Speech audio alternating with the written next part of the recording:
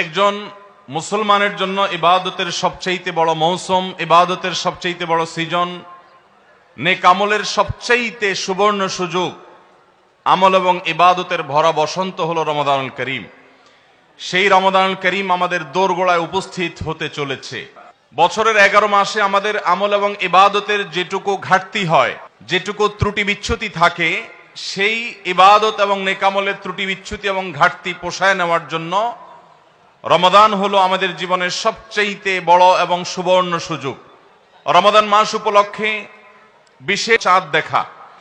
রমাদান মাসের চাঁদ শাবানের শেষ দিনে আমরা পশ্চিম আকাশে তালাশ করব, অনুসন্ধান করব। রমাদানের দ্বিতীয় আমল হলো সবচেয়ে গুরুত্বপূর্ণ আমল, সেটা হলো সিয়াম সাধনা, রোজা রাখা।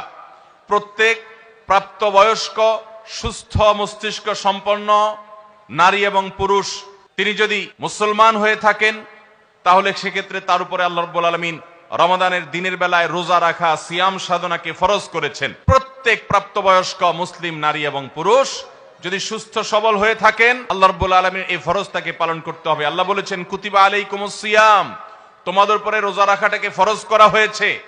অতএব রমজানের দিনের বেলা রোজা রাখা হলো রমজানের সবচেয়ে বড় আমল, এটা হলো দ্বিতীয় আমল বলেছি। নাম্বার 3, রমাদান মাস উপলক্ষে রাতের বেলা তারাবির নামাজ আদায় করা, এটা রমাদানের তৃতীয় আমল। নবী করিম সাল্লাল্লাহু আলাইহি সাল্লাম বলেছেন, মান কামা রমাদানা ঈমানান ওয়া ইহতিসাবা গুফিরা লাহু মা তাকাদ্দামা মিন যামবি।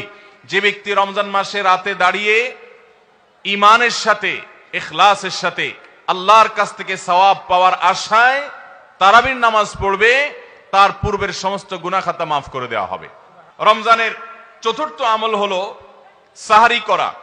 আমরা অনেকে ইচ্ছাকৃতভাবে সাহারি করি না, হয়তো কখনো ভালো লাগে না সাহারি করতে, খাওয়ার রুচি থাকে না, আমরা সাহারি খাই না। সাহারি খাওয়া ছাড়াও যদি কেউ রোজা রাখে, রোজা হয়ে যাবে, কিন্তু সাহারি খেলে আপনার খাদ্য গ্রহণ হবে, পাশাপাশি আপনি সওয়াব লাভ করবেন। 5 নম্বর আমল হলো সাহারিটা শেষের দিকে খাওয়া। এখনো অনেক মুরব্বীরা আছেন গ্রামাঞ্চলে, তারা মাঝরাতে সাহারি খেয়ে ফেলেন, 12টা-1টার দিকে সাহারি খেয়ে ফেলেন। সাহারি খাওয়ার জন্য সবচেয়ে উত্তম সময় হলো রাতের শেষ প্রহরের একেবারে শেষের দিকে। 6 নম্বর আমল হলো রমজান উপলক্ষে ইফতার করা। ইফতার মানে নাস্তা খাওয়া। সারা বছর আমরা দিনের বেলায় শুরুতে নাস্তা খাই, কিন্তু এর কারণে কোনো সওয়াব আমাদের আমল নামায় লেখা হবে এমন কোনো কথা বলা হয় নাই। কিন্তু রমজান মাসের সন্ধ্যা যখন আপনি ইফতার খাবেন, এই ইফতার খাওয়ার মাধ্যমে আপনি একটা সুন্নাহর উপর আমল করলেন, এটার কারণে আপনার আমল নামাতে একটা সওয়াব লেখা হবে। সওয়াবের আশা যদি আপনার থাকে, ইফতারের নিয়ত যদি আপনার থাকে, তাহলে এর মাধ্যমে আপনি সওয়াব লাভ করবেন। 7 নম্বর আমল হলো ইফতারটা তাড়াতাড়ি করা, ইফতার বিলম্বে না করা। আমরা অনেকে আছি ইফতার অনেক বেশি দেরি করি। আমরা মনে করি যত দেরি করে ইফতার করা যায় ততই বোধহয় রোজাটা নিশ্চিতভাবে শুদ্ধ হয়, সঠিক হয়। এটা ভুল ধারণা।